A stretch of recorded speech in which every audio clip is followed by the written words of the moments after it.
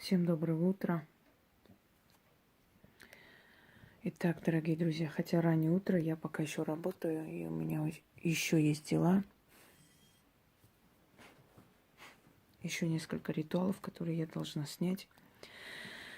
Наконец-то у меня появилось время, немного больше сил, поэтому я должна успеть сделать то, что давно хочу.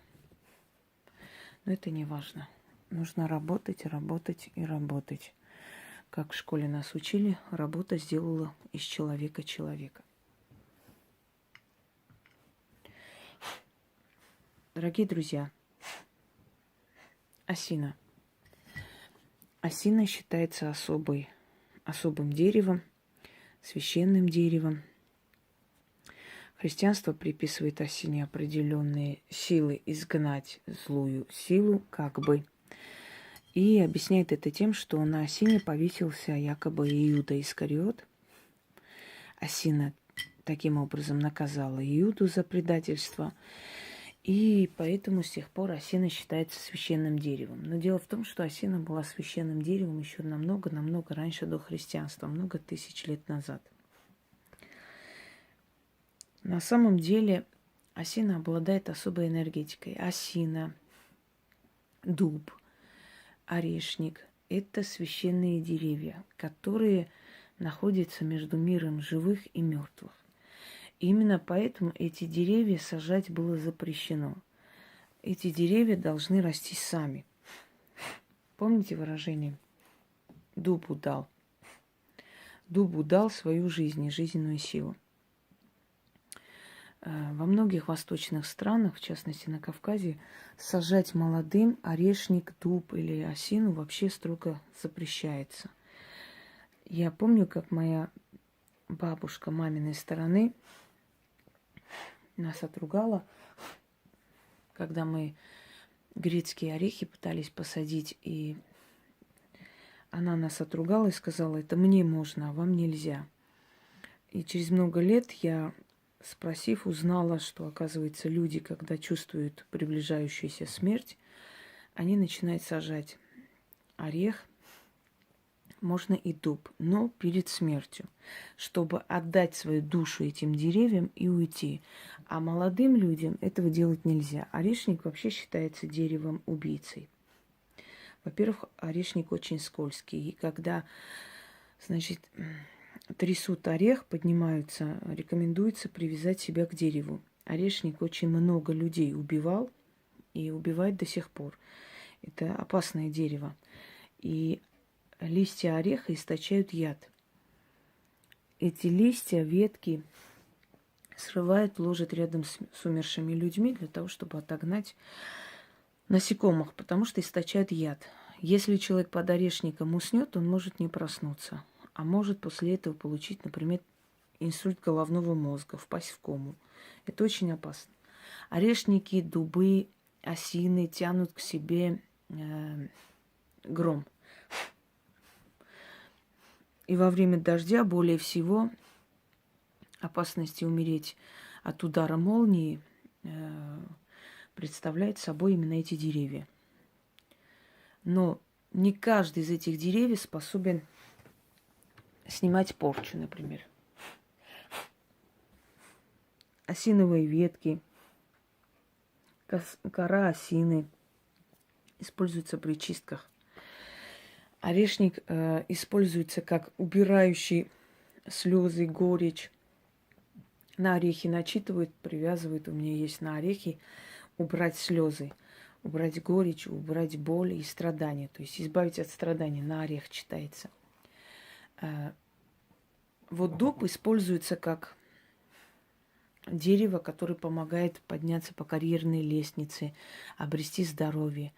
Эти три дерева растут между жизнью и смертью, между навью и явью, и питаются рекой жизни и смерти. То есть они находятся между двух миров. Вообще все деревья, они представляют из себя жилище духов. Почему под деревьями, я говорю всегда, отнесите под дерево, оставьте его. Никогда не задумывались не для дерева, а потому что деревья – это как проводники в мир иной. То есть считается, что дерево находится вообще растет любое дерево именно в тех измерениях, где проходит вот эта граница между этим миром и потусторонним. И поэтому под любым деревом оставляя, вы отдаете потустороннему миру, то есть быстрее доходит. Тем более, что древние верили, что на деревьях обитают духи. Это так и есть. Именно потому люди любили сажать много деревьев. Считалось, что окружать себя садами очень полезно для здоровья, для душевного покоя и прочее. То есть много-много сил потустороннего мира, которые помогают, охраняют, окружают человека и тем самым оздоравливают его жизнь, и телесную, и духовную. Итак, осина. Сегодня я вам подарю очистку, точнее, очень сильную чистку на осину. Дорогие друзья, я обычно использую черные свечи восковые.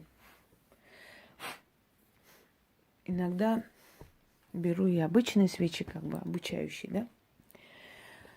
Вы можете взять обычную свечу и воду. Устаю, усиливается нервный тик, как всегда.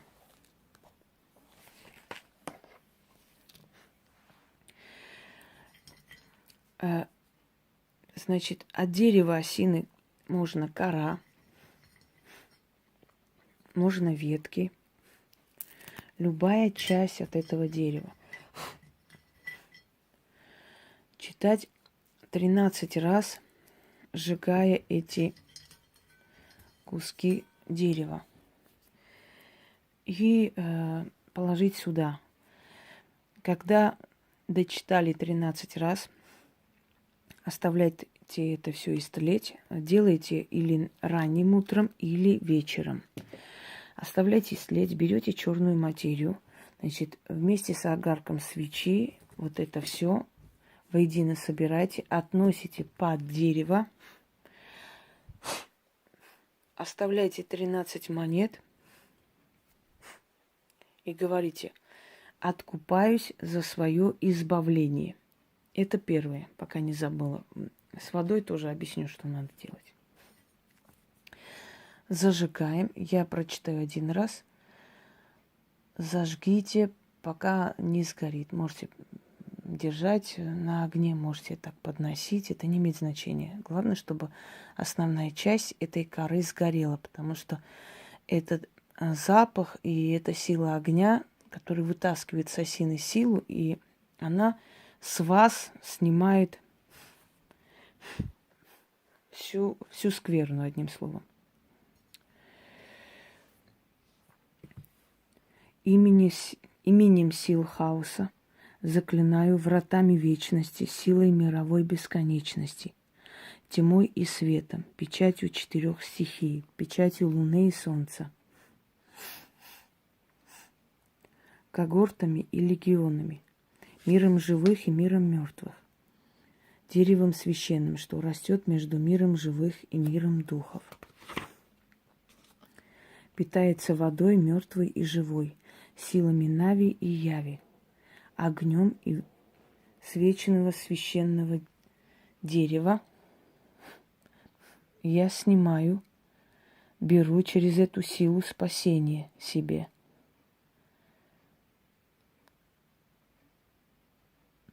Неправильно, извиняюсь. Пусть меня отвлек. Правильно напишем потом. С огнем свеченного священного древа я силу беру, через ту силу спасение беру. Проклятие снимаю, себя убираю, в огне сжигаю, себя очищаю, тело спасаю, душу обновляю. Уйди, порча, иным ходом, забудь обратные пути. Я взываю к вам, милосердные боги. Откройте жизни моей дороги. Горемыка кривая, стерва гнойная, не сурочить тебе, не проклинать более меня, не сглазить, не накликать уроки, призоры, не насылать корчи мне, вслед не посылать.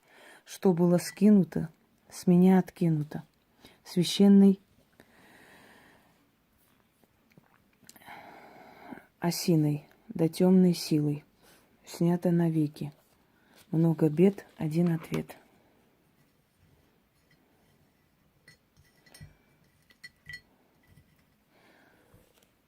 Осиновой силой, навью и явью, силой мертвой и живой, снято все, очищено. Не я приказала, а боги указали. Силы выполнили, осина спасла. Ключ, замок, язык. Заклято. Читать нужно 13 раз. Это все отнести потом, когда истлеет, под дерево с 13 монетами и вместе с огарком свечи оставить и сказать: за спасение свое откупаюсь. Но перед тем, как отнести, после того, как вы сожгли, оставили, берете воду, становитесь перед зеркалом в темноте, умываете лицо и говорите 3 раза: силой Нави и Яви, силой осины, с помощью богов, все, что было на меня скинуто, с меня откинуто. Да будет так. 3 раза помыли лицо полностью, чтобы вода закончилась. Подолом платья вытираетесь. И идете ложитесь, если это ночью сделано, или ранним утром, неважно. В любом случае, вам после этого лучше прилечь, потому что голова может закружиться, может плохое самочувствие некоторое время быть. Свеча должна догореть. И, естественно, откупаться, как я вам сказала. Очень сильно полегчает, очень сильно станет хорошо и обновится внутреннее состояние, уже проверено. Попробуйте, сделайте этот ритуал, а потом напишите о своих впечатлениях. Уверена, что, как и все работы, и эта работа вам во многом поможет. Всем удачи!